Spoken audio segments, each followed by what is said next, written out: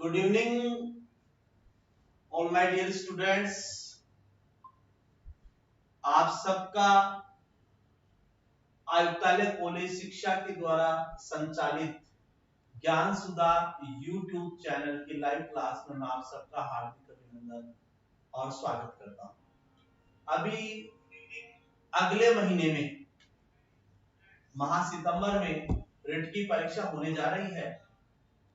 Writ की परीक्षा में कैसे सवाल पूछे जा सकते हैं, उन सवालों को लेकर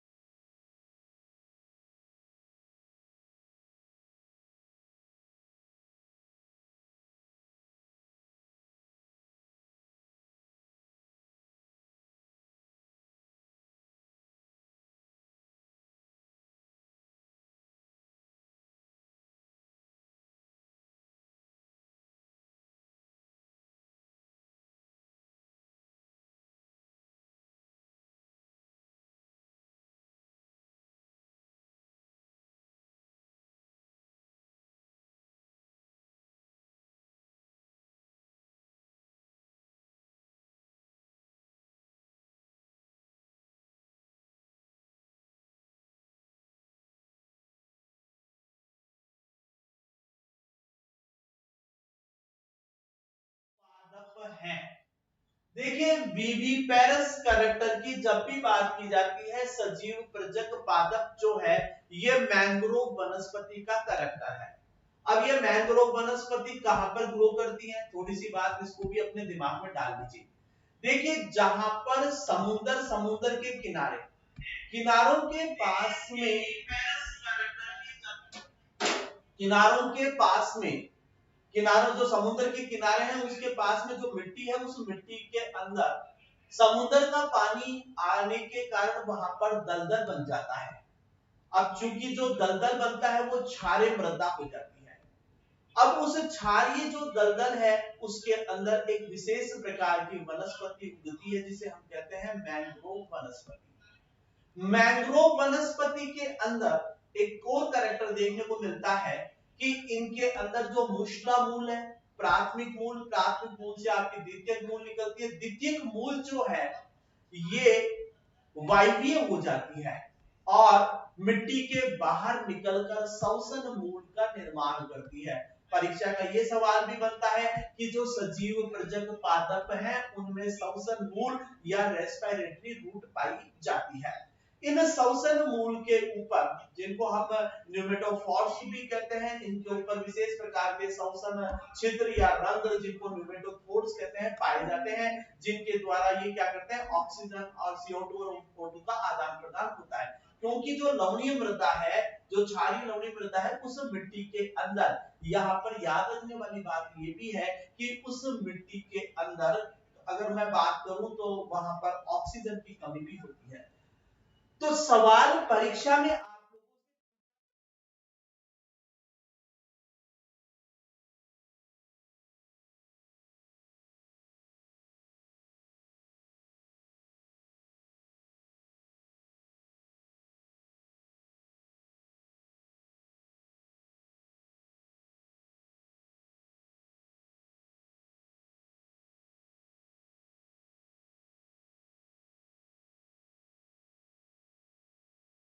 पूर्ण पादप के ऊपर ही हो, ऐसे पादपों को सजीव प्रजक पादप या बीबी पेरस प्लांट कहते हैं। और बीबी पेरस प्लांट का जब भी एग्जाम्पल दिमाग में याद रखना हो तो आप लोग याद कर लीजिए सर। देखिए, दिमाग के अंदर आपको याद रखना है सर। जैसे ही सर की बात करें तो ऐसा यार सर, चेतन सर नहीं, आपको याद क्या करना है, सर। एस का मतलब होता है सोरेनेशिया। एस का मतलब है सोरेनेशिया। ए का मतलब है एविसीनिया। आर का मतलब होता है राइजोफोरा। ये सारे के सारे एग्जाम्पल जो मैंने यहां पर नोट किए हैं, ये सारे के सारे एग्जाम्पल सजीव प्रजक पादपों के हैं। तो अब आप अपने ऑप्शन पर चलते हैं। पहला ऑप्शन दिया हुआ है पादप सुंदरी। देखिए सोरेनेशिया एविसीनिया, ये पादप सुंदरी अपना जो सुंदर वन है उसके अंदर ये पादप मुख्य रूप से देखने को मिलते हैं, इसीलिए पादप सुंदरी नाम दिया गया है राइजोफोरा। दूसरा एग्जाम्पल क्या गया, राइजोफोरा। ये दोनों प्लांट ही सजीव प्रजक पादप है। इसका मतलब इस क्वेश्चन का पहला आंसर ही ठीक है, लेकिन क्योंकि कॉम्पिटिटिव एग्जाम्स है तो हमें आगे भी चलना चाहिए। आगे दिया हुआ है आपका मक्का और गन्ना। देखिए मक्का और गन्ना जो है इनके अंदर आपकी स्टेट रूट पाई जाती है, अब स्तंभ जड़ें पाई जाती हैं। इसी तरह से आर्किड्स दिया हुआ है, ब्रायोफिलम दिया हुआ है। आर्किड्स जो है इसके अंदर आपकी वायवीय मूल देखने को मिलती है, ठीक है ना। ब्रायोफिलम की बात करें तो इसमें रिप्रोडक्टिव रूट या यहाँ पर जनन मूल देखने को मिलती है। ओरोब्रेम की और लॉरेंथस की बात करें तो ये स्टेम पैरासाइट प्लांट है, यानी स्तंभ परजीवी पादप है, जिनकी अलग से हम क्वेश्चंस करेंगे। अब यहाँ पर ऑप्शन कौन सा राइट है, निम्न में से सजीव प्रजक पादप है, तो सही आंसर होगा पादप सुंदरी और राइजोफोरा। और अगर सोरेनेशिया एविसीनिया ये सब भी इसी के अंदर इंक्लूड है। अब चलते हैं क्वेश्चन नंबर सेकंड। वेलामिन पाया जाता है। देखिए वेलामिन का जब भी नाम आए तो अपने दिमाग में आता है एपीफाइट्स। क्या दिमाग में आएगा, एपीफाइट्स का नाम दिमाग में आता है। एपीफाइट्स का मतलब होता है अधिपादप। देखिए इंग्लिश मीडियम का स्टूडेंट हो या हिंदी मीडियम का स्टूडेंट हो, मैं दोनों लैंग्वेज काम में ले रहा हूं, क्योंकि बहुत से ऐसे स्टूडेंट हैं जो इंग्लिश मीडियम में प्रिपरेशन कर रहे हैं और बहुत से स्टूडेंट ऐसे भी हैं जो आपके हिंदी मीडियम में भी तैयारी कर रहे हैं। तो एपीफाइट्स कह दीजिए या अधिपादप कह दीजिए, ऐसे पादप जो दूसरे पादपों पर रहते हैं लेकिन खुद फोटोसिंथेसिस करते हैं। ये पैरासाइट नहीं है, ये अपना भोजन खुद बनाते हैं, प्रकाश संश्लेषण की क्रिया ये खुद करते हैं। इसका मतलब ये हुआ कि ये जो आपके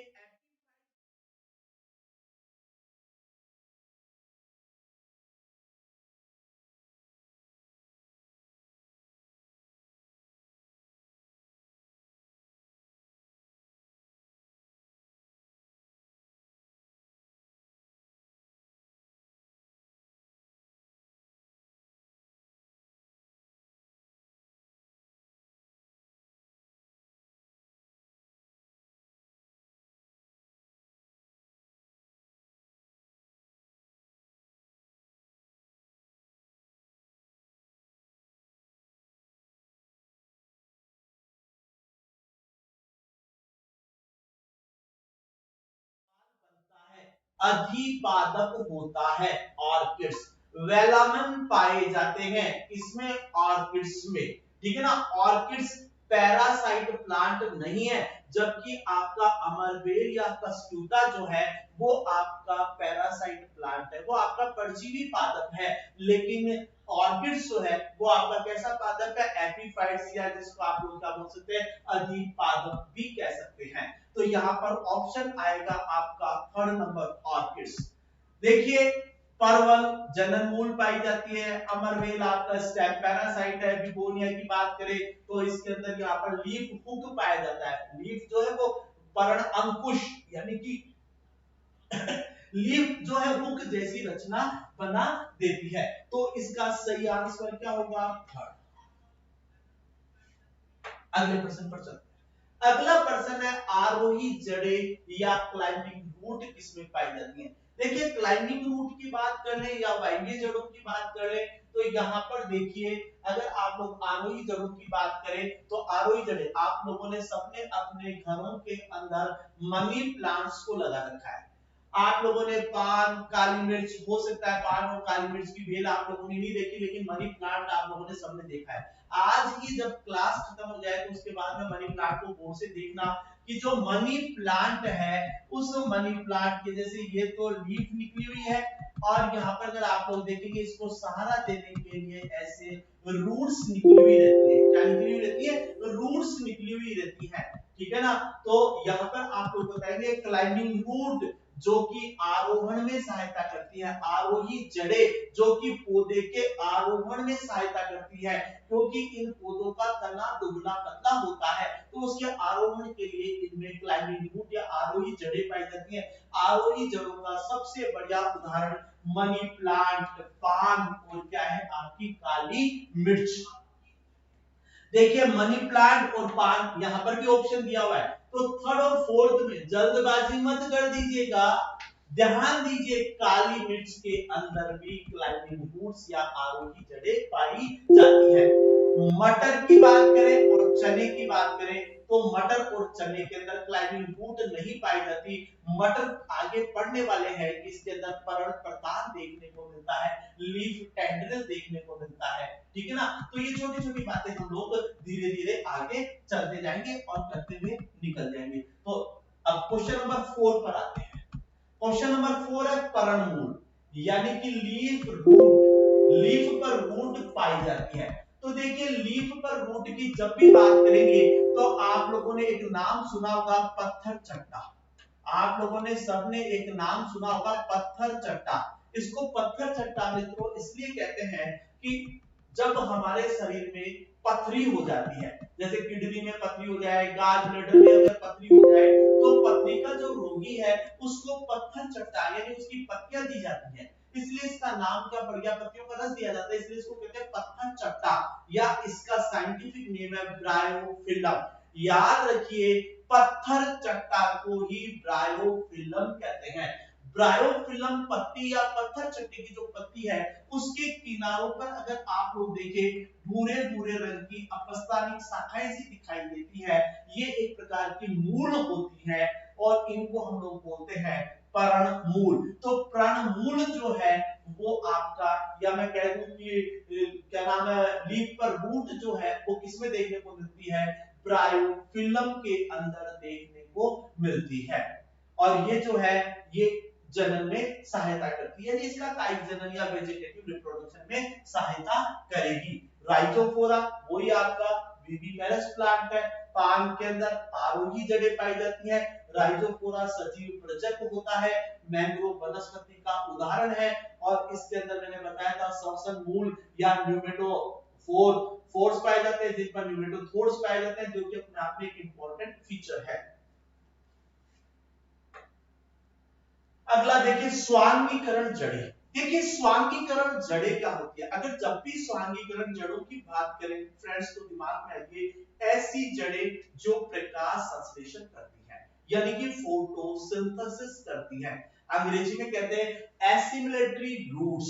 तो एसिमिलेटरी रूट्स की बात करें या स्वांगीकरण जड़ें की बात करें या प्रकाश संश्लेषी या फोटोसिंथेटिक रूट की बात करें, एक ही है। तो देखिए सामान्य रूप से प्लांट के अंदर रूट जो है वो फोटोसिंथेसिस नहीं करता, प्रकाश संश्लेषण नहीं करता, लेकिन दो प्लांट कौन कौन से, अभी कोरोना डिजीज के दौरान आप लोगों ने एक प्लांट का जूस तो बहुत पिया है, गिलॉय। गिलॉय का नाम जो है आप लोगों ने सबने खूब सुना है, गिलॉय। तो ये जो गिलॉय है, गिलॉय, और एक आप लोग यहाँ पर बताएंगे सिंगाड़ा। सिंगाड़े भी सब लोगों ने खा रखे हैं, इसलिए कोई बड़ी भारी बात नहीं है, लेकिन परीक्षा के अंदर अगर गिलोय और सिंगाड़ा लिखा हुआ आ जाता है तो आप सवाल सही कर देंगे, लेकिन कभी कभी एग्जामिनर, क्योंकि परीक्षा है पर इच्छा दूसरे की इच्छा, कि सामने वाला व्यक्ति क्या पैटर्न से पेपर बना देंगे किसी को नहीं पता। तो याद रखिए हमें सारी बातों के बारे में पता होना चाहिए कि क्या नाम है, गिलोय और सिंगाड़ा की जब भी बात करेंगे तो यहाँ पर हम लोग क्या नाम है बात करते हैं जैसे टीनोस्पोरा, ठीक है ना। तो यहाँ पर साइंटिफिक नेम भी दिमाग में रख सकते हैं, लेकिन सामान्य रूप से रिट लेवल के ऊपर आप लोगों से जैसे याद रखेंगे क्या नाम है, एक तो आपका टीनोस्पोरा है, ठीक है ना, और एक आप लोग जैसे गिलोय और एक मैंने आपको क्या बताया सिंगाड़ा। तो गिलोय और सिंगाड़ा, ठीक है ना, इन दोनों के अंदर कौन सी जड़ें पाई जाती है, स्वांगीकरण जड़ें पाई जाती हैं। मक्का और गन्ना अभी थोड़ी देर पहले बताया था, याद कर लो। अब स्तंभ मूल स्टिल्ट रूट पाई जाती है। दो तरह की रूट की बात करूंगा, प्रोप रूट एक पाई जाती है, स्टिल्ट रूट। जब प्रोप रूट की बात करेंगे तब हम लोग बात करेंगे बनियान ट्री की, बरगद ट्री की, बरगद की बात करेंगे, ठीक है ना, बरगद की बात करेंगे। लेकिन अभी हम लोग मक्का और गन्ना में कौन सी जगह पाई जाती है? अगर मैं यहाँ पर बात करूं, जैसे फॉर एग्जांपल के लिए ये जैसे आपका गन्ना है, गन्ने के अंदर ये स्टेम है, स्टेम से विशेष प्रकार की रूट निकलती है जो कि क्या नाम है, इसको सहारा प्रदान करती है। तो तने से निकलने वाली जड़ें हैं ये, इसलिए इनको हम लोग क्या बोलते हैं, अवस्तंभ जड़ें, या इनको स्टिल्ट रूट कहते हैं। सोरेनेशिया और राइजोफोरा वही आपकी विविपेरस प्लांट है। सीसम और शकरकंद आगे पढ़ेंगे, ठीक है ना, इनमें जनन मूल पाई जाती हैं, ठीक है ना। तो शकरकंद और शीशम की आगे भी हम लोग चर्चा करेंगे। तो दिमाग में अपने को याद रखना है कि गिलोय और सिंगाड़ा जो है उसके अंदर स्वांगीकरण जड़ें पाई जाती है, इसलिए इसका पहला ऑप्शन ठीक है। मैं एक बार लाइव क्लास चल रही है, मैं बच्चों के चैट भी देख लेता हूं, किसी का कोई दूसरे प्रकार का कोई सवाल हो तो वो मुझसे पूछ सकते हैं। हाँ जी, एक बार सारे बच्चों से मैं रूबरू हो जाऊं। हाँ जी, सुरेश जी, कैलाश जी, भाई साहब को नमस्कार। कैलाश जी वैसा भी जुड़े हुए हैं। श्वेता सेन, हाँ जी श्वेता जी। ममता हनुमानगढ़ से, ममता, अच्छा अच्छा, ममता हनुमानगढ़ से है। और विक्रम जी, हाँ good evening all of you, सबको मेरी शुभकामनाएं हैं रिट परीक्षा के लिए भी। और परी चौधरी नमस्ते जी, अच्छा प्रगति जी भादरा से, अरे वेरी गुड। आवाज अब तो आ रही है ना मेरी, मेरी वॉइस आ रही है ना, मेरी वॉइस आ रही है ना अब तो? एक बार प्लीज मुझे बता दीजिए मेरी वॉइस क्लियर आ रही है ना?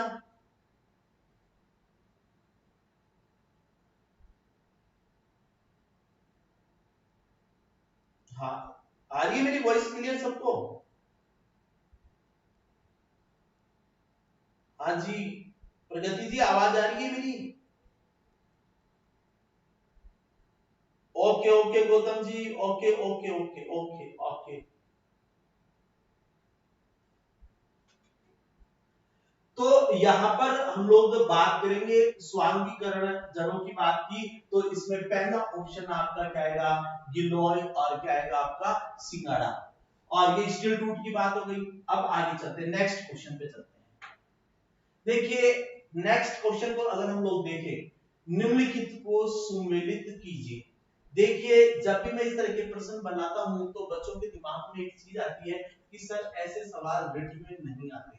देखिए परीक्षा है, एग्जामिनर पर डिपेंड करता है, लेकिन हम एक सवाल के अंदर कई सवालों को एक साथ पढ़ते हैं, क्योंकि डिस्कशन करने से ये चीजें बहुत जल्दी याद होती हैं। जैसे आप लोगों को दिया है कि साहब यहाँ पर भाई ट्यूबर किसमें पाया जाता है, कंद, सलकंद, घन कंद, प्रकंद, यानी कि ट्यूबर, पल्लव, कोर और राइजोम।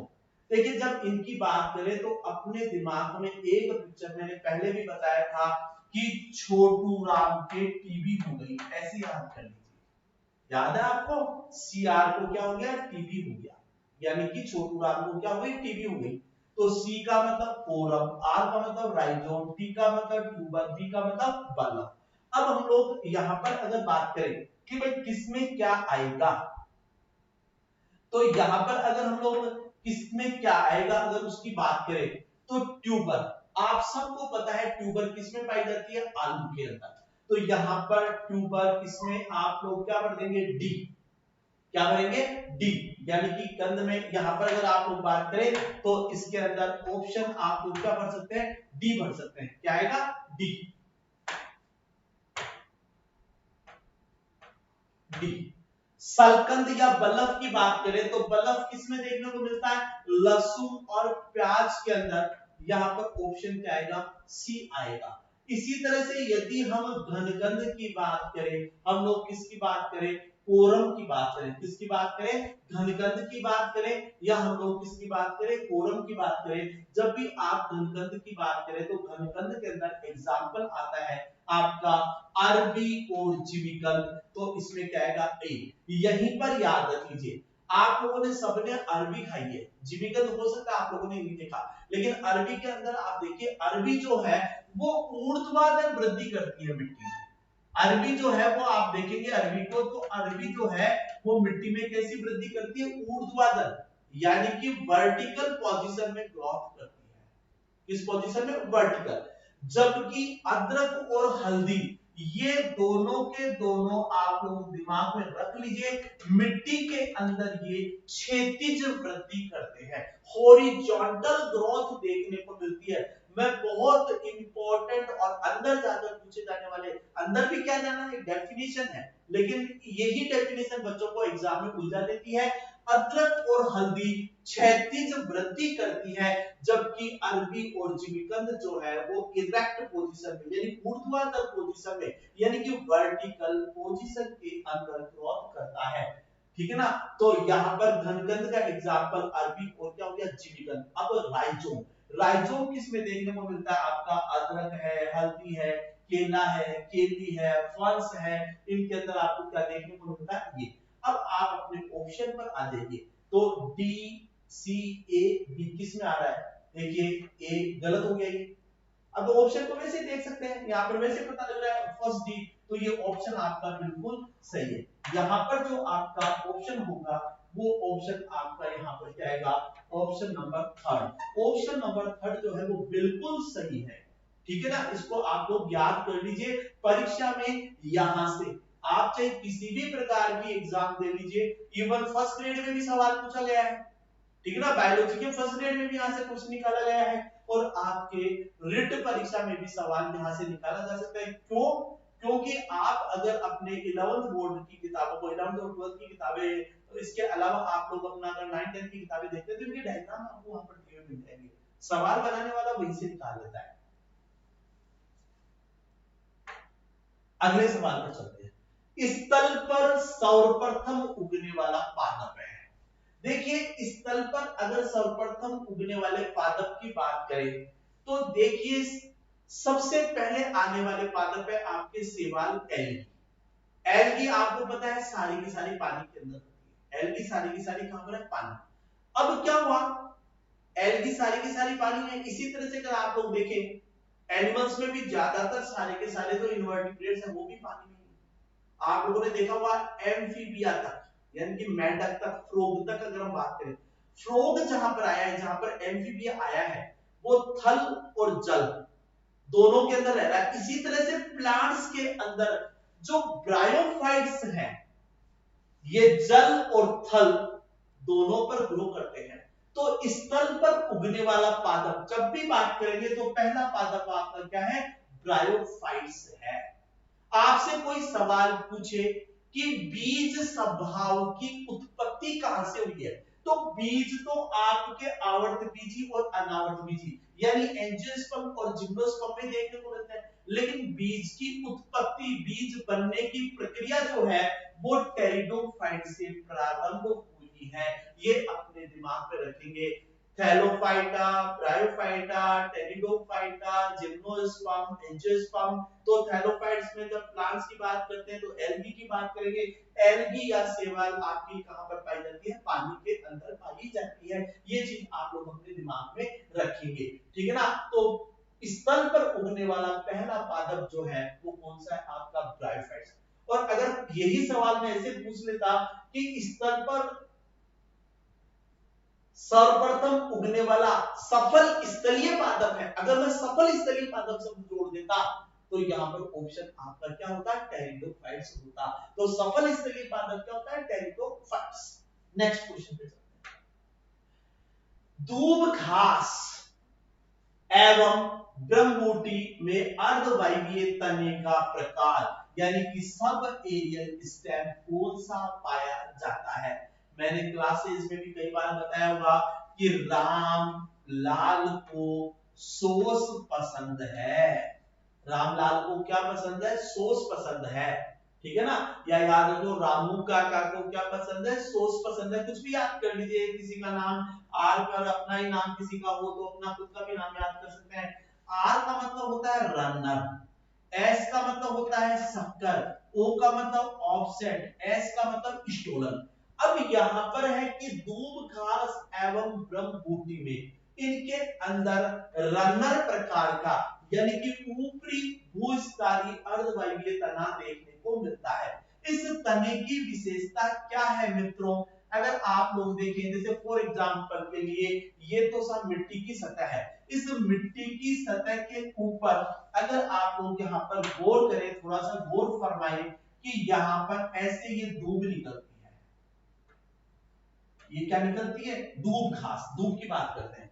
तो देखिए यहाँ पर तना जो है वो कमजोर है, वो मिट्टी की सतह पर क्षैतिज वृद्धि करता है और तने के ऊपर नोड और इंटरनोड यानी पर्व और पर्व संधियां पाई जाती है। ये तने का कैरेक्टर है, जड़ पर पर्व और पर्व संधियां नहीं पाई जाती। नोड और इंटरनोड ये केवल स्टेम का कैरेक्टर है। तो स्टेम के अंदर या स्तंभ या तने के अंदर जो नोड या जो पर्व संधियां पाई जाती हैं, उनसे क्या निकलती है? उनसे आपकी क्या नाम है, ये पत्तियां शाखाएं निकल जाती है ऊपर की तरफ। और ये जो तना है ये फिर जो इसका इंटरनोड भाग है वो फिर वृद्धि करता रहेगा। तो ये जो वृद्धि होती है ये मिट्टी की सतह के ऊपर रेंगते हुए होती है। मतलब आप अपने हाथ को मान लीजिए ये मिट्टी की सतह है और इस पेन को ऐसे मान लीजिए ये इसकी सतह पर ऐसे चल रहा है, ठीक है ना, इसको तना मान लीजिए, ये तना इस तरह से इसके ऊपर। तना यदि मिट्टी की सतह के ऊपर है तो शब्द कहां मिलेंगे? ऊपरी भूस्तरीय। भू का मतलब जमीन, ऊपरी का मतलब जमीन के ऊपर। और दूसरा एक शब्द आता अंतर्भूस्तरीय, तो जैसे ये मिट्टी है इसके नीचे चले तब क्या शब्द काम में लेंगे? तब शब्द काम में लेंगे शक्कर। और इसका एग्जाम्पल आप लोग पढ़ेंगे, गुलदावती है, सेवंती है, पुदीना है, ठीक है ना। तो यहाँ पर अपने दिमाग में रहे। फिर इसी तरह से आपका आता है ऑफसेट। ऑफसेट ये जलीय, अगर ऑफसेट की बात करें तो ये जलीय पात्रों में देखने को मिलता है, जैसे पिस्टिया के अंदर देखने को मिलेगा, जलकुंभी में देखने को मिलेगा। स्टोलोन की बात करें तो स्टोलोन जैसे आपका अरबी में देखने को मिलता है। इसमें क्या हुआ? तना जो है, आप लोगों ने सबने योगा करते हैं, योगा जब आप लोग करते हैं, जब सूर्य नमस्कार करते हैं तो अपने हाथों को नीचे, पांव को पीछे की तरफ जब ले जाते हैं, ठीक है ना, तो इस तरह की जो पोजीशन बनती है, तो यहाँ पर भी कुछ ऐसा ऐसा सा होता है। क्या होता है यहाँ पर कि जैसे मान लीजिए तो मिट्टी की सतह है और इस मिट्टी की सतह के ऊपर अगर आप लोग देखें तो क्या नाम है, ये जैसे सपोज कीजिए फॉर एग्जांपल के लिए, जैसे ये यहाँ पर हम लोग बात करें कि ये जैसे अरबी का पौधा है, ठीक है ना, ये जड़ें हो गई, ये यहाँ से तना यूं निकलेगा और फिर ये पौधा बन जाएगा यहाँ, ठीक है ना, और ये जड़ें निकल जाएंगी। तो इस तरह से जमीन से थोड़ा सा ऊपर, यानी कि एक प्रकार से मैं बताऊं पैराबोलिक कर्व सा बना देता है, ठीक है ना, कमान, कमान सी बन गई, धनुष बाण जैसा, ठीक है ना। तो इसके लिए सब काम लेते हैं स्टोलन, ठीक है ना, जैसे स्ट्रॉबेरी के अंदर, अरबी में इनमें देखने को मिलता है। तो देखिए क्वेश्चन पूछा है कि दूब घास और ब्रह्मबूटी, तो दूब घास और ब्रह्मबूटी की बात की है तो इनके अंदर ऊपरी भूस्थाली, इसका सही आंसर 1 नंबर होगा। ये आप लोग दिमाग में रख सकते हैं, ठीक है ना। कोई क्वेश्चन कोई लाइव क्लास में कोई पूछ रहा हो बच्चा तो मैं क्वेश्चन देख लेता हूं।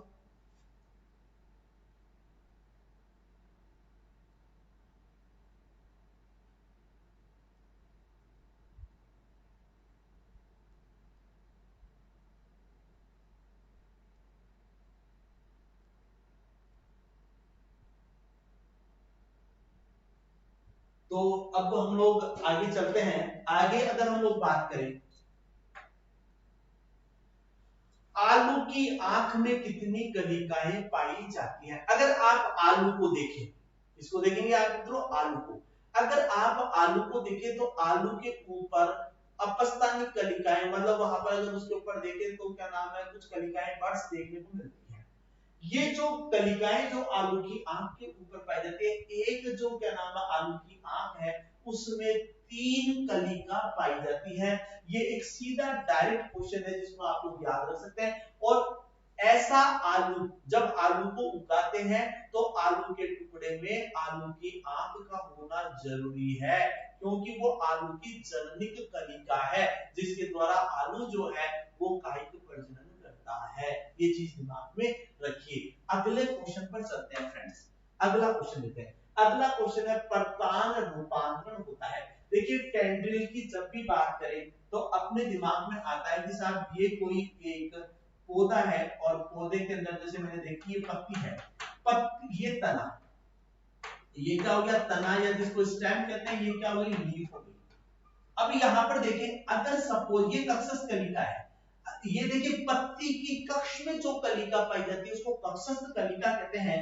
और यहाँ पर अगर आप लोग देखें इस कक्षस्थ कलिका से, अगर आप लोग यहाँ पर देखें इस कक्षस्थ कलिका से, अगर यहाँ पर अगर आप लोग देखें तो इस कक्षस्थ कलिका से यहाँ पर एक टेंड्रिल निकलता है, इसको बोलते हैं स्तंभ प्रतान। क्या कहेंगे इसको? स्तंभ प्रतान। स्तंभ प्रतान जो है ये अंगूर की बेल के अंदर देखने को मिलता है, कुकुरबिटा में देखने को मिलता है। तो देखिए एक तो स्तंभ से निकलता है प्रतान, तो अब ये बोल रहा है केवल पर्ण केवल स्तंभ, मैंने कहा स्तंभ से निकलता है, एक बात। दूसरी बात अगर आप लोग देखिए मटर के अंदर, जैसे ये मटर की पत्ती है, ये मटर की क्या हुई लीफ, मटर की लीफ के अंदर पत्ती के किनारे से उसके सिरे से मार्जिन से यहां से भी एक प्रतान निकलता है। अब याद रखिए प्रतान जो है टेंड्रिल जो है वो लीफ से भी निकलता है, स्टेम से भी निकलता है, मतलब पर्ण से भी निकलता है और कहां से निकलता है फ्रेंड्स? स्तंभ से भी निकलता है। अगले सवाल पर चलते हैं। किस प्रकार की कलिका निकलने पर पौधों की वृद्धि रुक जाती है? एक चीज याद रखना, जैसे अगर आप लोग बात करें जैसे ये पत्ती है, पत्ती की कक्ष में जो कलिका पाई जाती है, जो कलिका पत्ती की कक्ष में पाई जाती है उसे हम लोग कक्षस्थ कलिका कहते हैं। और तने के शीर्ष पर या मूल के शीर्ष पर जो कलिका पाई जाती है, यानी कि स्टेम के एपिकल रीजन पर, रूट के एपिकल रीजन पर जो कलिका पाई जाती है उसको हम लोग एपिकल बड या शीर्षस्थ कलिका कहते हैं या अंतस्थ कलिका भी कहते हैं। और एक कलिका यहाँ पत्ती की कक्ष से क्या निकल जाए? फ्लावर निकल जाए। फ्लावर जैसे यानी कि जैसे ही पुष्प कलिका निकलती है वृद्धि रुक जाती है। तो कौन सी कलिका है जो वृद्धि को रोकेगी? कक्षस्थ कलिका एक्सिलरी बड, ये वृद्धि के लिए उत्तरदायी है। शीर्षस्थ कलिका ये पौधे की लंबाई के लिए उत्तरदायी है। पुष्प कलिका, इसका सही आंसर पुष्प कलिका होगा। फ्लावर बड, जैसे ही फ्लावर बड बनेगी प्लांट की ग्रोथ रुक जाएगी, इसका सही आंसर क्या होगा? थर्ड होगा। इसी तरह से अब हम लोग चलते हैं किस पर? Next question. शकरकंद एवं परवल का प्रसारण। देखिए शकरकंद या क्या नाम है परवल लगानी हो तो इनकी रूट कहां में लीजिए? रूट के टुकड़े, क्योंकि यहाँ पर जनन जो है वो किसके द्वारा पाया जाता है? मूल के द्वारा, मूल जनन देखने को मिलता है। तो अगर शकरकंद हो, परवल हो, सीसम हो, अगर इनका करना हो तो हम लोग क्या करते हैं कि रूट कटिंग, रूट लगाते हैं, जड़े लगाते हैं। तो यहाँ पर जो सही आंसर आएगा वो सेकंड नंबर का ऑप्शन बिल्कुल सही है। रूट कटिंग के द्वारा शकरकंद का परवल में प्रसारण होता है।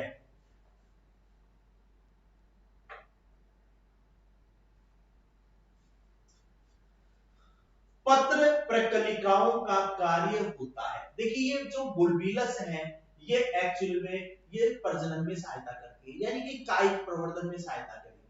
तो यहाँ पर याद रखिए बुलबिलस कहां से निकलते हैं? कक्षस्थ कलिका से निकलती है। आपकी कक्षस्थ कलिका या एक्सिलरी बड, देखिए ये आपकी लीफ है, इस लीफ के यहाँ पर ये कक्ष में, यहां से ही तो आपका प्रतान या टेंड्रिल निकलता है, यहीं से आपकी फ्लावर बड निकलती है, पुष्प कलिका भी निकलती है, टेंड्रिल भी निकलता है। यहीं से आपके जैसे अगर आप लोगों ने करूंदा खाया हो, नींबू खाया हो, ठीक है ना, आप बेर की झाड़ी देखी होगी, वहां पर पत्ती की कक्ष में कांटा देखा होगा, सूंड जैसा लंबा सा, ठीक है ना, वो जो कांटा है यानी जिसको पर्णकंटक हम लोग, पर्णकंटक क्या, जिसको क्या नाम है, स्तंभ कंटक कहेंगे, यानी स्टेम से निकलने वाला होल, ठीक है ना, थोड़ कहते हैं। तो यहाँ पर करूंदे के अंदर आपका क्या नाम है, इसमें नींबू के अंदर, तो ये जो एक्चुअली में कक्षस्थ कलिका है ये ये किसमें रूपांतरित हो सकती है? स्तंभ कंटक में। किसमें रूपांतरित हो सकती है? स्तंभ प्रतान में। किसमें रूपांतरित हो सकती है? पत्र परिकलिकाओं में। और कक्षस्थ कलिकाओं से ही पौधों की शाखाएं भी बनती हैं। कोई आपसे ये सवाल कर ले कि एक शाखित पौधा है, पौधे की शाखाएं निम्न में से किस कलिका से निकलती हैं? आपका मित्रों आंसर होना चाहिए कक्षस्थ कलिका, एक्सिलरी बड। दिमाग में रख लीजिए, बहुत इंपॉर्टेंट चीज है। तो यहाँ पर कायिक प्रवर्धन में सहायक होती है। ऑप्शन नंबर 2 जो है वो बिल्कुल यहाँ पर राइट है, जिसको आप लोग याद रख सकते हैं। अब हम लोग अगले प्रश्न पर चलते हैं। अगला प्रश्न है, मरुस्थलीय पौधों में सामान्यतः तना पत्तियों का कार्य करने लग जाता है और पत्तियां प्राय किसमें परिवर्तित हो जाती है? सिंपल सी बात है, नागफनी, डंडाथोर जिसको यूफोर्बिया कहते हैं, ओपनशिया जिसको नागफनी कहते हैं, नागफनी और डंडाथोर यानी कि ओपनशिया और यूफोर्बिया दोनों के अंदर आप लोगों ने देखा होगा पत्तियां जो है वो कांटों में रूपांतरित हो जाती हैं, तना मोटा और मांसल हो जाता है, ठीक है ना। तो देखिए चूंकि हाई टेम्परेचर होने के कारण, डेजर्ट में होने के कारण वहां पर पानी की कमी होती है, इसलिए तना जो है वो पत्ती के जैसा हो गया, ठीक है ना। डंडाथोर में देखेंगे तो बिल्कुल गोल हो जाता है। डंडाथोर को देखेंगे तो डंडाथोर में तो आपको ऐसे गोल से ऐसे नजर आते हैं, और जैसे इनके ऊपर क्या नजर आते हैं, ये कांटे नजर आते हैं, ठीक है ना। नागफनी में देखेंगे तो नागफनी में ये ऐसे चपटा नजर आता है, जिसके ऊपर आपको ये कांटे देखने को मिलते हैं, ठीक है ना। तो यहाँ पर पत्तियां जो है वो कांटों में रूपांतरित हो जाती है, कंटकों में रूपांतरित हो जाती है, थोन्स में परिवर्तित हो जाती है। एग्जाम्पल भी याद रख लीजिए, नागफनी के अंदर और डंडाथोर यानी कि ओपनशिया और यूफोर्बिया।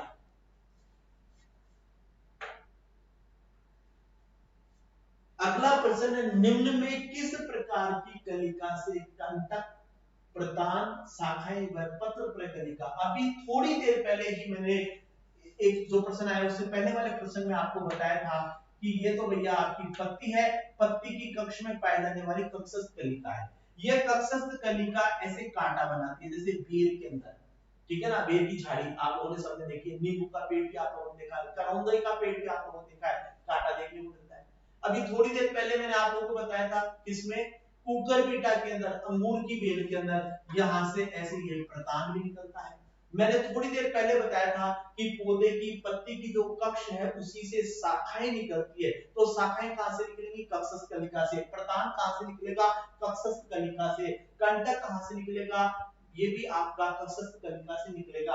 और इसके अलावा पत्र प्रकलिका जो है वो भी कहां से निकलती है? कक्षस्थ कलिका से। तो इसका सबसे बढ़िया आंसर है सीधा सीधा कक्षस्थ कलिका। शीर्षस्थ कलिका पौधे की लंबाई के लिए उत्तरदायी है, पुष्प कलिका ये जनन के लिए उत्तरदायी है, फ्लावर बनाएगी, पुष्प बनाएगी और पौधे की वृद्धि को रोक देगी। और अपस्थानिक कलिका अलग अलग जगह पर अलग अलग प्रकार का काम करेगी। और कक्षस्थ कलिका के रूपांतरण आपके सामने प्रश्न में दिए हुए हैं।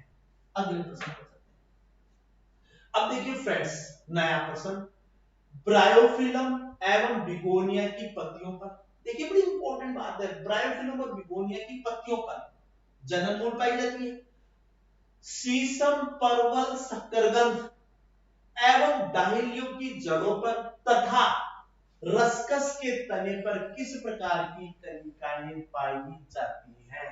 तो मित्रों याद रखिए, ये अपस्थानिक कलिकाएं होती है जो कि जनन में सहायता करती है। कौन सी कलिकाएं पाई जाती हैं? अपस्थानिक कलिकाएं पाई जाती है। किस किस में? ब्रायोफिलम, अभी थोड़ी देर पहले हमने ब्रायोफिलम की लीफ पढ़ी थी, ठीक है ना। और लीफ के ऊपर हम बता रहे थे कि साहब ये जड़ें हैं जो अपस्थानिक कलिकाएं हैं जो जनन में सहायता करेंगी, ठीक है ना। बिगोनिया हो, चाहे परवल, शकरकंद, डायलिया की जड़ें हो, चाहे आपका रसकस के तने पर, तो यहाँ पर चाहे आपके शीशम की बात कर लें, ठीक है ना, इन सब पर क्या पाई जाती है? अपस्थानिक कलिकाएं पाई जाती हैं।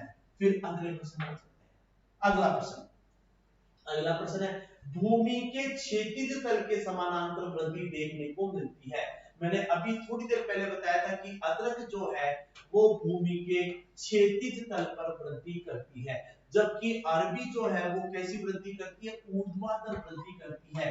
तो अरबी किसमें देखने को मिलती है? अरबी का एग्जांपल है धनकंद, ठीक है ना। ये धनकंद गलत लिख दिया भैया, धनकंद है ये, ठीक है ना। और क्या नाम है? प्रकंद किसको बोलते हैं? राइजोम को। तो राइजोम की यहां पर पूछा क्षैतिज तल की समानांतर वृद्धि सॉरी किसमें देखने को मिलती है? राइजोम। किसमें देखने को मिलती है? राइजोम में देखने को मिलती है। तो ये चीज आप लोग यहां पर बहुत आसानी के साथ में बता सकते हैं।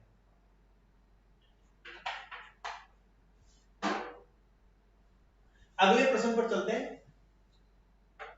कुल प्रश्न 30 लिए हैं मैंने, ठीक है ना, और मैं इतना आप लोगों से वो कह सकता हूं, अगर आप इन प्रश्नों को अच्छे तरीके से कर लोगे तो आपका इस पाठ से आने वाला कोई भी सवाल गलत नहीं होगा। सुमेलित कीजिए। अब जैसे ही सुमेलित शब्द लिखा हुआ जाता है, दिमाग की घंटियां बजने लग जाती हैं कि यार कितना टफ सवाल पूछ दिया, कि चेतन सर भी कैसे कैसे सवाल बना देते हैं परीक्षा में। देखिए, ये सवाल बनाने के पीछे उद्देश्य कि एक साथ सारी चीजें याद हो जाए, ठीक है ना। अब देखिए यहां पर है स्तंभ सूल। अब स्तंभ सूल किसमें पाई जाती है? अभी थोड़ी देर पहले मैंने बताई थी, नींबू और किसके अंदर देखने को मिलती है? बेर में। तो ऑप्शन क्या जाएगा? डी। स्तंभ प्रतान, टेंड्रिल, थोड़ी देर पहले पढ़ा, अंकुर और कुकर बीटा में देखने को मिलता है। ऑप्शन इसका क्या जाएगा आपका? इसका आपका ऑप्शन आ जाएगा क्या? सी। यानी कि डी और सी तो आ गए। तो डी और सी देखो, अब देखो डी इसमें भी आ रहा है, सी इसमें भी आ रहा है, डी यहां भी आ रहा है, सी इसमें भी आ रहा है, तो इसका मतलब कि ऑप्शन तक नहीं पहुंचे। फिर प्रणाब स्तंभ यानी कि फिलोक्लेड, ये किसका कैरेक्टर है? ये नागफनी और यूफोर्बिया में देखने को मिलता है, यानी कि थर्ड के अंदर क्या जाएगा आपका? बी। और पत्र प्रकर्णिका किसमें देखने को मिलती है? लहसुन के अंदर और अनानास में। तो ऑप्शन क्या रहा आपका? डी सी बी ए।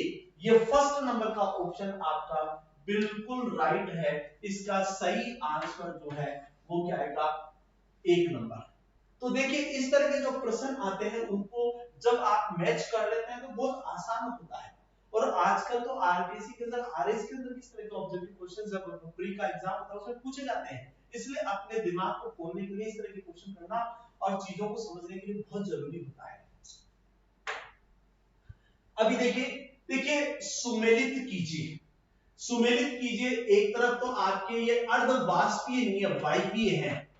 क्या दिया हुआ है? ये टाइपिंग मिस्टेक है। अर्धवायवीय तनि, अर्धवायवीय तनि एक तरफ दिया हुआ है उदाहरण। अब इनको सुमेलित करना है। अभी थोड़ी देर पहले पढ़ा ऊपरी भूस्थली का एग्जाम्पल, अभी आप लोगों ने देखा था दूब घास और क्या देखा था? ब्रह्मबूटी, ठीक है ना। इसमें क्या आएगा आपका? डी आएगा।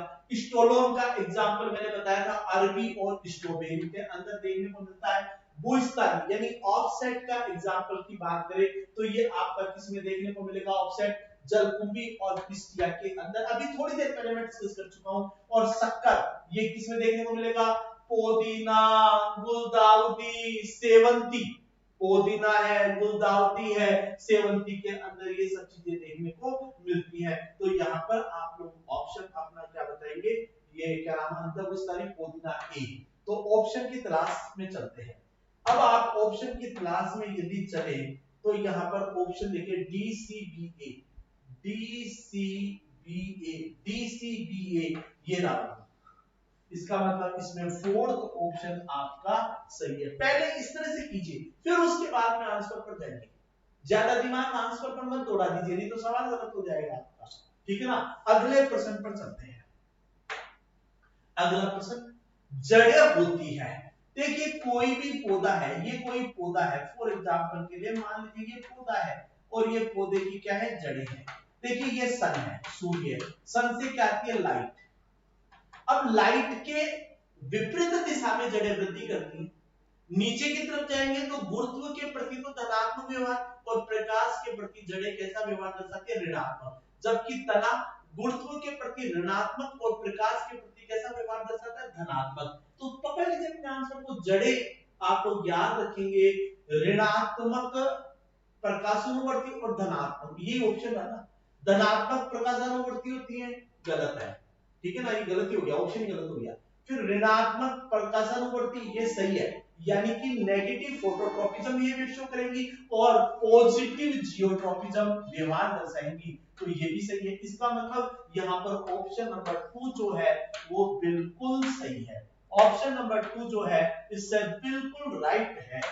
यहाँ पर अगर हम लोग बात करें ऑप्शन नंबर जो 2 है वो बिल्कुल सही है। अब हम नेक्स्ट प्रश्न पर चलते हैं। नेक्स्ट प्रश्न है आपका एपिब्लेमा या राइजोडर्मिस है। देखिए राइजो शब्द मूल के लिए काम में लिया जाता है, इस चीज को दिमाग में रखिए।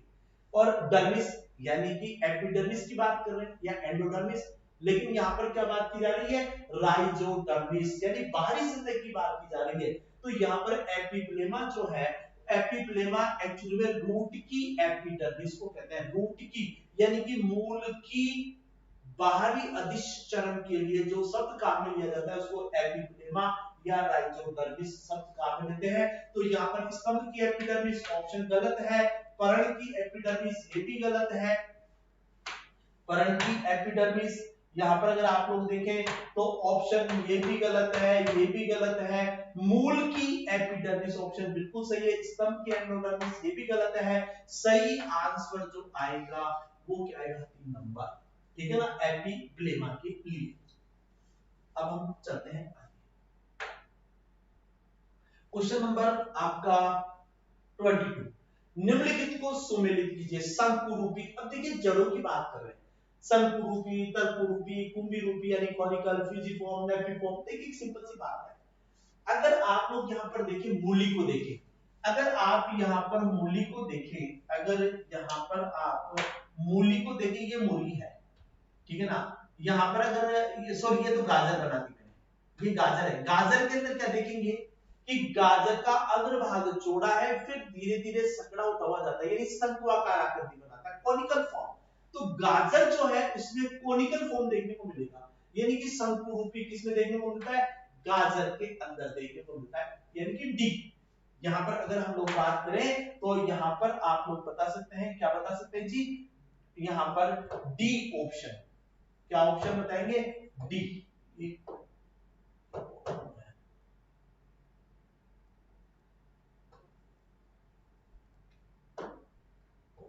क्या बताएंगे, डी, तर्करूपी। तर्करूपी का मतलब क्या होता है, तर्करूपी का मतलब होता है कि यहाँ पर जड़ जो है पहले तो थोड़ी सी सकड़ी मिलेगी, बीच में से मोटी मिलेगी, फिर वापस कैसी हो जाएगी, सकड़ी हो जाएगी। और ये किसमें देखने को मिलता है, मूली। सबने मूली खा रखी है, मूली के बारे में सबको पता है, ठीक है ना। तो मूली के अंदर कौन सी पाई जाती है, आपकी फ्यूजिफॉर्म। कुंभीरूपी, सब लोगों ने सलजम भी खा रखी है, चकुंदर है, सलजम है, सबने खा रखी है। तो यहाँ पर अगर देखें तो ऊपर से भी ये कैसा होता है, अग्रभाग भी पतला, और क्या नाम है, बीच में से मोटी, और पीछे वाला भाग बिल्कुल पतला होता है सलजम के अंदर। तो नेपिफॉर्म सलजम में देखने को मिलती है, ठीक है ना। और सौसन मूल अभी थोड़ी देर पहले पहला ही जो क्वेश्चन हमने पढ़ा था इसमें देखने को मिलती है राइजोफोरा में। ऑप्शन आ गया डी सी बी ए। तो देख लीजिए डी सी बी ए का है, डी सी ए बी, ये भी गलत है, ये भी, ये रहा डी सी बी और ए। तो फ्रेंड्स यहाँ पर आपका ऑप्शन क्या सही हो जाता है, फोर्थ ऑप्शन बिल्कुल राइट है। तो प्रश्न को निकालने का तरीका ये है, इन पर सीधे न जाएं, अगले प्रश्न पर चलते हैं। अगला प्रश्न है, मक्का, केवड़ा, गन्ना व ज्वार में कौन सी मूल पाई जाती है। बहुत इंपॉर्टेंट सवाल है, बहुत बार परीक्षाओं में पूछा गया है। अब मैंने एग्जांपल सारे डाल दिए, परीक्षा में एग्जामिनर कोई से भी एग्जांपल से पूछ सकता है। आप चाहे मक्का देखो, केवड़ा देखो, गन्ना, ज्वार, मैंने समय बताया था कि जैसे ये तना है और ये जैसे क्या नाम है, यहाँ पर तो ये अपस्तानिक शाखा, ये तो वैसे मिलेंगी रेशेदार जड़ें, तो लेकिन यहाँ से निकलती है विशेष प्रकार की जड़ें, जिनको हम लोग क्या बोलते हैं, तने से निकलने वाली अवस्तंभ मूल, जिनको हम लोग अंग्रेजी में स्टिल्ट रूट कहते हैं। मैं फिर कह रहा हूं, अंग्रेजी के शब्दों को पढ़ने की कोशिश कीजिए, परीक्षा का सवाल सही हो जाएगा, क्योंकि ये जल्दी याद होते हैं। तो स्टिल्ट रूट किसमें पाई जाती है, ये पहला ही ऑप्शन सही है, स्टिल्ट रूट। जबकि प्रोप रूट किसमें पाई जाती है, बरगद के अंदर, रबड़ के अंदर पाई जाती है। परजीवी मूल की बात करें तो परजीवी मूल जो है ये अपन कस्टूटा के इसमें पढ़ेंगे आगे, परजीवी मूल वगैरह, ठीक है ना। कंदकुछ मूल जो आपकी फेसिकुलेटेड रूट जो है शतावरी और डायरिया में देखने को मिलती है। फिर आगे अगले प्रश्न, शकरकंद, परवल और शीशम में कौन सी मूल पाई जाती है, जनन मूल पाई जाती है। मैं इस चीज को भी पहले आप लोगों को बता चुका हूं। अब हम लोग अगले प्रश्न पर चलते हैं, समय काफी हो रहा है तो इसलिए मैं थोड़ा सा, निम्नलिखित को सुमेलित कीजिए। वापस देखिए वैसा का वैसा सवाल आ गया। उदाहरण, सत्तावन और डायरिया। देखिए सनफ्लावर और डायरिया में अभी थोड़ी देर पहले मैंने बताया था कि फेसिकुलेटेड रूट या कुछ मूल पाई जाती है, तो इसमें क्या जाएगा आपका बी ऑप्शन आएगा। कौन सा ऑप्शन आएगा यहाँ पर? अगर आप लोग बात करें इसमें ऑप्शन आप लोग क्या बताएंगे? बी। बरगद और रबड़ अभी थोड़ी देर पहले बताया था कि इसके अंदर प्रोरूट या स्तंभ मूल पाई जाती है, ऑप्शन क्या आएगा? ए। वायवीय मूल जो है वो आप यहाँ पर अगर बात करें तो वायवीय मूल जो है वो आपको कहां पर देखने को मिलेगी? वो आपको ऑर्किड्स के अंदर देखने को मिलती है। मैंने बताया था पेलामेंस पाए जाते हैं, ठीक है ना। और पर्णमूल जो है वो किस में देखने को मिलती है? आपकी ब्रायोफिलम में। ऑप्शन हो गया B A D C. B A D C पहला ही ऑप्शन ठीक है।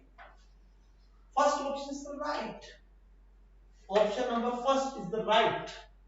एंड द नेक्स्ट क्वेश्चन, किस पादप को शाकीय भारतीय डॉक्टर की उपमा प्रदान की जाती है? अगर किसी के घर में नहीं हो तो आज ही जाकर लगा लीजिए तुलसी जी, ओसिमम, ठीक है ना। और ये बहुत इंपॉर्टेंट चीज है, शीशम, आप इसको तुलसी को जरूर याद रखेंगे। तुलसी जो है ये हर मर्ज की दवा है, भारतीय डॉक्टर की उपमा दी जाती है। ये सामान्य सवाल है, मैंने ऐसे डाल दिया इसको। निम्नलिखित को सुमेलित कीजिए। अभी बार बार इन चीजों को पढ़ चुके हैं। पर्ण प्रतान, अब पर्ण प्रतान किसमें पाया जाता है? मटर के अंदर। यानी कि पर्ण प्रतान का मतलब कि ये पत्ती है और पत्ती की सतह से ये इस तरह से निकलता है, इसको कहते हैं पर्ण प्रतान। तो पर्ण प्रतान किसमें पाया जाएगा? मटर के अंदर पाया जाएगा। इसमें क्या आएगा? तीन।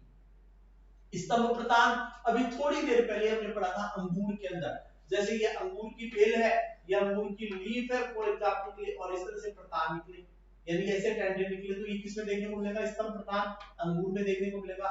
वायवीय जड़ें, वायवीय जड़ें जो है वो मनी प्लांट के अंदर भी पाई जाती है। मैंने बताया था स्टार्टिंग में, भाई मनी प्लांट है, काली मिर्च है, आपका आपका पान है, इसके अंदर भी देखने को मिलती है। भूमिगत फल, याद रखना भूफलकीय फल किसमें पाया जाता है? मूंगफली में। मूंगफली का फ्लावर आता है, फ्लावर मिट्टी में दस जाता है और वहां पर जाकर मूंगफली बनाता है। मूंगफली फल है, जड़ नहीं है, ये भी याद रखना, ठीक है ना। तो ये क्या बताएंगे? मूंगफली, एराकिस हाइपोजिया। 3 1 4 2, 3 1 4 2, ये आपका जो ऑप्शन है ये बिल्कुल राइट है। अब हम लोग आगे चलते हैं।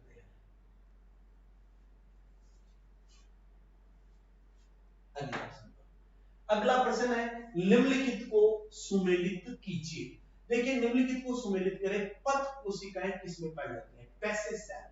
देखिए जब भी पैसेज सेल की बात करेंगे तो हमारे दिमाग में मूल आ जाती है। पथ कोशिकाएं और कैस्पेडियन पट्टिकाएं जो है ये सब दिमाग में रखेंगे, ये मूल का कैरेक्टर है।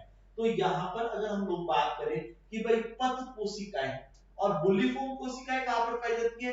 ये एक बीजपत्री पर्ण की विशेषता है। एपिब्लेमा किसमें पाया जाता है? ये रूट की एपिडर्मिस है।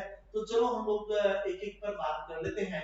तो यहाँ पर अगर हम लोग बात करें कि भाई पथ कोशिकाएं और कैस्पेडियन पट्टिकाएं एक दूसरे से ही रिलेटेड है। तो यहाँ पर हम लोग अगर इसको देखें तो पथ कोशिकाएं किसमें पाई जाती है? पथ कोशिकाएं एक बीजपत्री मूल का कैरेक्टर है, इसमें 4 आएगा। बुल्लीफॉर्म कोशिकाएं, बुल्लीफॉर्म कोशिकाएं जो है वो एक बीजपत्री पर्ण का कैरेक्टर है। मोनोकॉटिली एपिडर्मिस जो है वो बुल्लीफॉर्म कोशिकाओं में कन्वर्ट हो जाता है, इसमें एक बीजपत्री पर्ण। एपिब्लेमा मूल की एपिडर्मिस को, कैस्पेडियन पट्टिका एक बीजपत्री मूल का ही कैरेक्टर है। यानी कि यहाँ पर ऑप्शन जो है वो 4 3 1 और 4। तो ये ऊपर वाला तो बिल्कुल ही गलत है, ये भी गलत है, ये भी गलत है। अच्छा ये इन्होंने टाइप करते हुए सोचा कि भाई 4 3 1, मैंने 4 लिखा था तो इन्होंने एक जैसा कर दिया। कोई बात नहीं, आप इसको 4 बना लीजिए। क्या बना लेंगे इसको? 2 को 4 बना लीजिए। यहाँ पर 2 तो ऑप्शन ही गलत है। अब इस तरह के सवाल की परीक्षाओं में आ जाते हैं। अब आप कहोगे साहब ऐसा कैसे हो सकता है? हो सकता है कुछ भी, एग्जाम है, एग्जाम में कुछ भी हो सकता है। तो 4 3 1 4 ऑप्शन जो है ये सही है। ये सवाल मैंने पहले भी कहीं पर कोई कॉम्पिटिटिव परीक्षाओं में क्या नाम है वो टेस्ट था उसमें दिए थे मैंने कभी सवाल ये, तो आप इसको दिमाग में रख सकते हैं। अब हम लोग चलते हैं निम्नलिखित को सुमेलित कीजिए। शकरकंद, शकरकंद में जननमूल पाई जाती है, बिल्कुल सही साहब। राइजोफोरा, आप में इसमें न्यूमेटोफोर्स पाई जाते हैं, यानी श्वसन मूल पाई जाती है, ठीक है ना। ऑर्किड्स की बात करें तो ऑर्किड्स के अंदर आपके क्या पाए जाते हैं, वेलामेन पाए जाते हैं। बनियान ट्री यानी बरगद की बात करें तो इसमें आपकी क्या पाई जाती है, प्रोपूल। तो 2 3 4 1, 2 3 4 1, पहला ऑप्शन भी बिल्कुल सही है। अब इस तरह के प्रश्न आप आसानी से आप लोग कर लोगे, मुझे विश्वास है आप सब पर, आप सब पढ़ने वाले विद्यार्थी हैं, आसानी से इन चीजों को कर सकते हैं। अब लास्ट क्वेश्चन जिसके ऊपर हम लोग बात कर रहे हैं, लास्ट जो क्वेश्चन है, पादप का रूपांतरण दिया हुआ है, इधर उदाहरण दिया हुआ है। ब्लेडर पर्न, देखिए ब्लेडर पर्न यूट्रिकुलेरिया, यूट्रिकुलेरिया जो है ये एक प्रकार के आप लोग यहाँ पर बता सकते हैं कीट भक्षी पादप होते हैं। ये कैसे पादप होते हैं जी, कीट भक्षी पादप होते हैं, इंसेक्टिवोरस प्लांट होते हैं। एक चीज यूट्रिकुलेरिया के साथ ही पढ़ते हैं नेफेंथिस पीचर प्लांट, ड्रोसेरा, ठीक है ना। आप लोगों से पिछली रिट परीक्षा में सवाल पूछा गया था कि निम्न में से कीट भक्षी पादप है या नहीं, ऐसा सवाल है ना कीट भक्षी पादप के ऊपर। तो यहाँ पर हम लोग दिमाग में रख सकते हैं ड्रोसेरा है, यूट्रिकुलेरिया है, आपका नेफेंथिस इसको पिचर प्लांट भी कहते हैं, ठीक है ना। ये चीजें हमारे दिमाग में रहनी चाहिए। तो यहाँ पर ब्लेडर पर्न किसको कहते हैं, यूट्रिकुलेरिया को कहते हैं। पर्णमूल, पर्णकंटक, पर्ण अंकुश, पर्णमूल जो है वो साल्विनिया के अंदर भी देखने को मिलती है, ठीक है ना। पर्णकंटक की बात करें तो पर्णकंटक यानी पत्तियां कांटों के रूप में किसमें देखने को मिलती है, नागफनी के अंदर। और पर्ण अंकुश, पर्ण अंकुश का मतलब होता है कि लीफ हुक, ये जैसे कोई लीफ है, ये जो लीफ है वो हुकनुमा रचना बना देती है। पर्ण अंकुश किसमें, सॉरी बिगोनिया में देखने को मिलती है। तो यहाँ पर 3 4 1 2, 3 4 1 2, फोर्थ ऑप्शन बिल्कुल, फोर्थ ऑप्शन बिल्कुल राइट है।